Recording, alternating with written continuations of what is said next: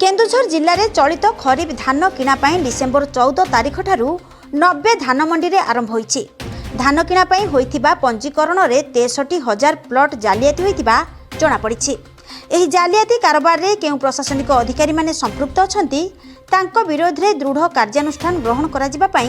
BJP कृषक मोर्चा राज्य सभापति श्री महेश्वर साहू आज केन्दुझर सहरस्थित रोटारी क्लब ठारे एक सांबादिक सम्मेलन रे दाबी करिसंती। बीजेपी कृषक मोर्चा राज्य सभापति महेश्वर साहू केन्दुझर जिलार धान मंडी परिदर्शन करने समय रे चाषी मानक तरफरु धान क्विंटाल प्रति 5 किलो रु 10 किलो कटा जाउथिबा और चाषी मानक बस्ता दिया जाउ नथिबा अभियोग करथिले। ए विषय रे आगामी दिन रे बीजेपी कृषक मोर्चा तरफरु व्यापक आंदोलन करा जिवो बोली महेश्वर साहू चेतावनी दैछंती। एही सांबादिक सम्मेलन में बीजेपी कृषक मोर्चा जिला सभापति भागीरथी सिंह, राज्य संपादक विक्रम केशरी राउतराय, राज्य संयोजक हरिहर महांत, राज्य कार्यकारिणी सदस्य सत्यव्रत नायक, बीजेपी राज्य कार्यकारिणी सदस्य किरण बाला नायक, बीजेपी पूर्वतन सभापति राधाकांत महांत, नारी नेत्री श्रीमती सावित्री विश्वाल, प्रियव्रत जेना, असित नंदन महांती, जिला साधारण संपादक युधिष्ठिर मल्लिक, सुब्रत महांती, सरोज साहू समेत बहु नेतृवृंद उपस्थित थिले। केन्दुझर संग्राम केशरी मिश्र को रिपोर्ट, जिओबा न्यूज।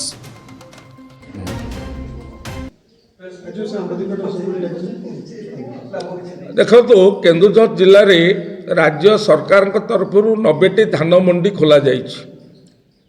समस्त मंडी रे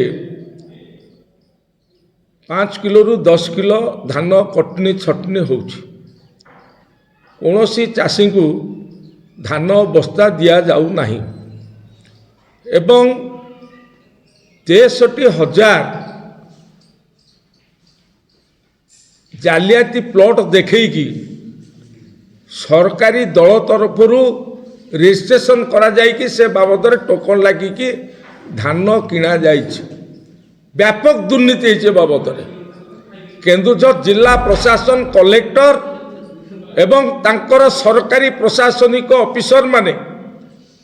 आज ये धान किना दुर्नीति रे संपृक्त अछंती एवं जैनक पूर्वतन मंत्री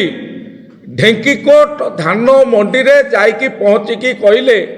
चाषी मानकटारू 5 किलो धान कटा जिवो, काहारी कथा सुना जिवो नहीं, जे करिवो ताकू आमे तांको व्यवस्था कर दो। एभली आज दुर्नीतिर चरम सीमार पहुंची सरकारी दल, सरकारी कल, प्रशासनिक कल आज व्यापक भाव में केन्दुझर जिले में चाषी की शोषण कराउछि एवं केंद्र सरकार जो पेडी प्रोक्योरमेंट गाइडलाइन अच्छी से गाइडलाइन को संपूर्ण भाव में उल्लंघन करिकी जिला प्रशासन आज धान रे कटनी छटनी करछन्ते। आज जो धान मंडी अच्छी केन्दुझर जिले में संपूर्ण भाव में खोला मैदान लहुछि, ना अच्छी छात घर,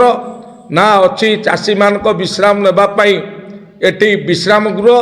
ना झाड़ा परिस्रा जीवा पाई, ना अच्छी पायखाना, ना पीवा पाई अच्छी पानी, एटी किछि व्यवस्था नहीं नाई नाई रे चलीछि। ए सरकार आज व्यापक भाव में दुर्नीति भ्रष्टाचार धान कटनी छटनी चलीछि एवं चाषी मानक बस्ता दिया जाउ नहीं। चाषी माने धान नहीं कि गले तांकटू लेबर चार्जेस बाबद क्विंटाल प्रति 7 टंका रु 10 टंका लेखाएं दादागिरी कर आदाय कराउछि एवं विजु जनता दलर नेता गुंडा माने सब मंडी रे बसिकी